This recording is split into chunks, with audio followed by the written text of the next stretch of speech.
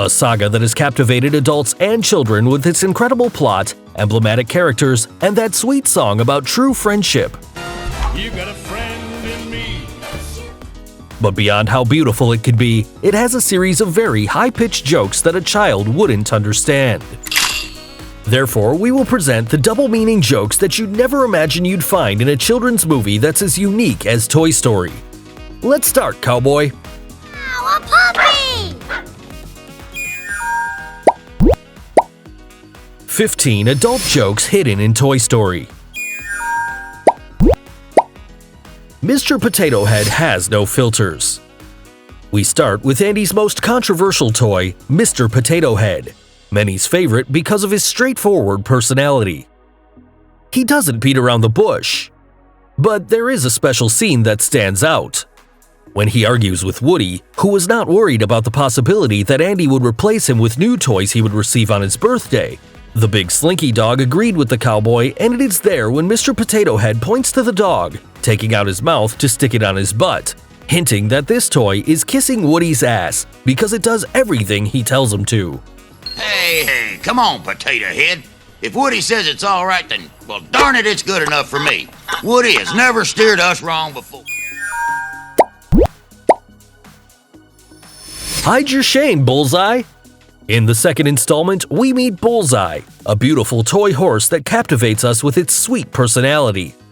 But not even this charming character was spared from the adult jokes, taking part in a rather mischievous scene. It all starts when Woody is riding Bullseye and ride like the wind. Ride like the wind, Bullseye! Ooh-ah! So this little guy stands on its hind legs and drops the cowboy along with his saddle, having his lower body completely exposed. Bullseye realizes this and covers himself from spectators timidly. It could happen to anyone.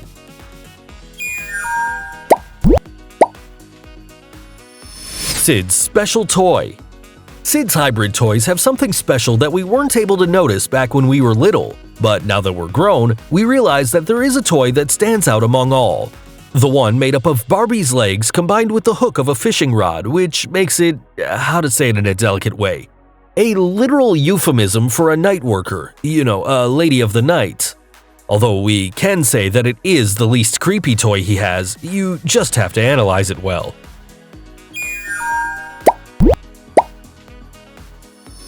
Those weren't logs. In this list, we couldn't miss those scenes or comments where not everything is what it seems. One of them is when Mr. Potato Head spent a long night in the Sunnyside Nursery sandbox for being disrespectful. When he returned, he told others that it was very cold, very dark, and that there were wood logs. Sweetheart! Oh, it was cold and dark. Nothing but sand and a couple of Lincoln logs. After listening attentively, Ham tells him, with a voice of disgust, that those were not logs, I don't think those were Lincoln logs. making us understand that they are children or cat stools.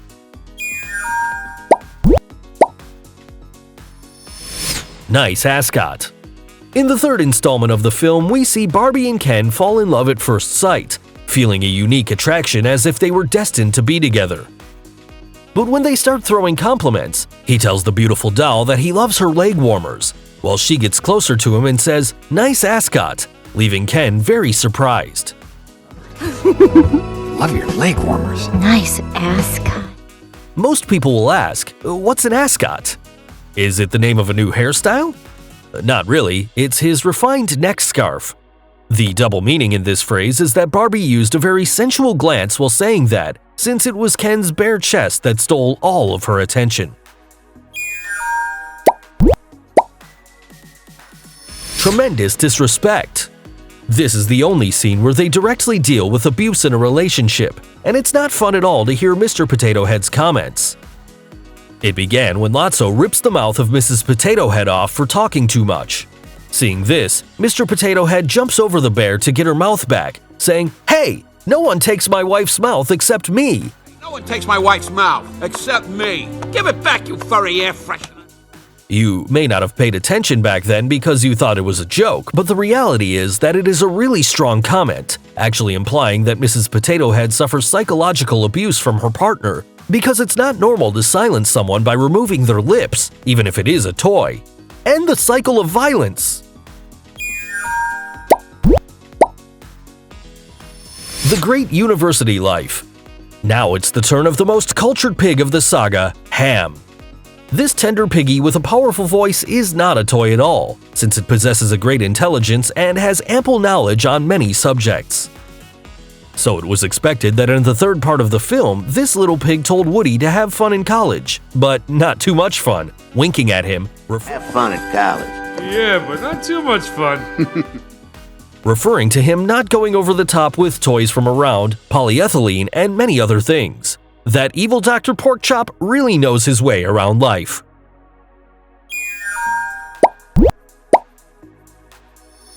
I'm a married spud. This is one of the reasons why Mr. Potato Head is loved by many, and in the second installment of the saga when they are looking for Woody in Al's toy store, they pass a pink corridor filled with Barbies. So when they ask for help, a Barbie guide throws herself in the car to help them, and we hear this potato say, I'm a married spud, I'm a married spud. Excuse me, ladies. Does anyone know where we might find the Al of Al's Toy Barn? I can help. I'm tour guide Barbie. Please keep your hands, arms, and accessories inside the car and no flash photography. Thank you. I'm a married spud. I'm a married spud. I'm And a make married room spud. for the single fellas. He wants to avoid temptation because he loves his wife. He's saved by Ham, who sits next to Barbie and tells her to make way for a bachelor. I'm a married spud. I'm And a make married room spud. for the single. Bachelor. Ugh, our toy was gonna run out of, accessories.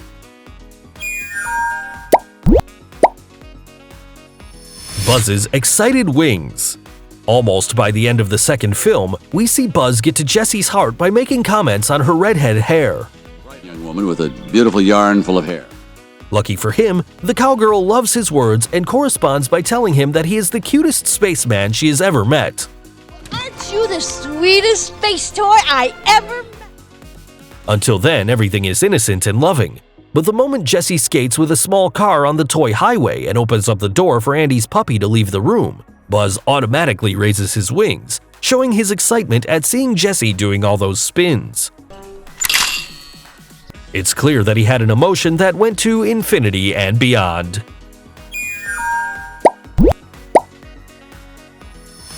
Ham's privates.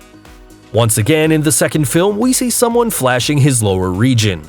And while Andy's toys walk quickly to avoid being seen by people, Ham stumbles and ends up with his cork and coins scattered on the floor. So he quickly turns around, covering himself with his short legs and says, "Alright, nobody look until I get my cork back in." All right, nobody look till I get my cork back in.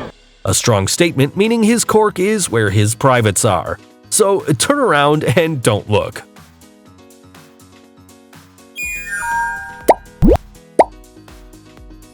The most feminine handwriting. The innovative thing Toy Story had in its next films were the credits. In the second film, we could see a behind the scenes, as if the toys were really acting in the film, and in the third movie, we saw how they were doing with their new family, and how happy the toys were now that Barbie and Ken ran the kindergarten. In one of the many scenes, we see that Stretch puts a letter in Bonnie's backpack addressed to the toys. When reading it, everyone gets excited about how good they have it there, and Buzz praises Barbie's beautiful handwriting, but when they see the signature, they realize that it's Ken's, something that makes Woody and Jessie uncomfortable. That Barbie has some nice handwriting. Buzz? Barbie didn't write this. Let's not forget that Barbie's boyfriend has been bullied because of his femininity, either because of his enviable, heart-filled handwriting or his large personal collection of clothes. Just let him be.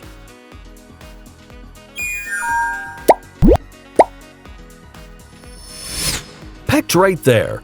This time, Mr. Potato Head had nothing to do with it. He only used an omelet as his body in the nursery escape mission.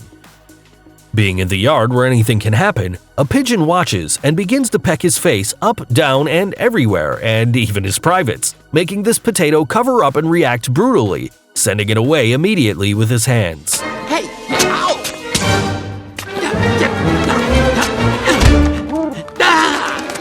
Yeah, fly away, you coward. Uh-oh.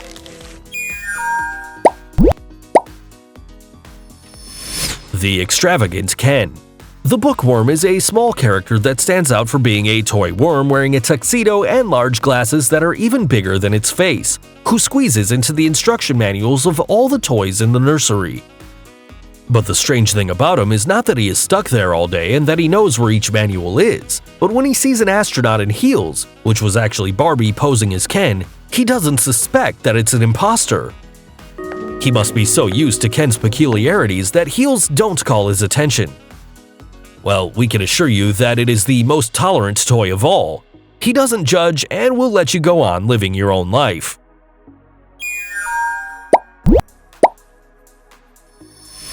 The abusive Pete. With the hashtag #MeToo movement, we now know that many artists from the world of films have been countlessly harassed by producers and directors since the beginning of time. So it isn't strange that 1999's Toy Story 2 had a hidden message about what happens in the industry, showing us two Barbies inside Stinky Pete's box who says, "I could get you a part in Toy Story 3," while grabbing their hands gently. I'm sure I could get you a part in Toy Story 3. Insinuating that they have to do something else to get to stardom. A message that to this day can turn into a wake-up call of what was happening in Hollywood.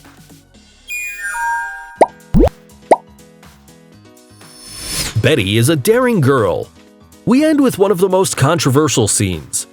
The funny thing about all this is that when we were little, to hear Bo Peep say, "What do you say I got someone else to watch the sheep tonight?" Hey, it was, nothing. What do you say I get someone else to watch the sheep tonight? Hell yeah. Remember, I'm just a couple of blocks away. Many of us thought that it was in order to have a simple conversation under the stars or playing Jenga. Everyone likes that game. However, as we grew up, we realized that she didn't mean that at all, but instead to a night of passion and lust. Bo Peep, behave. Isn't that mistletoe?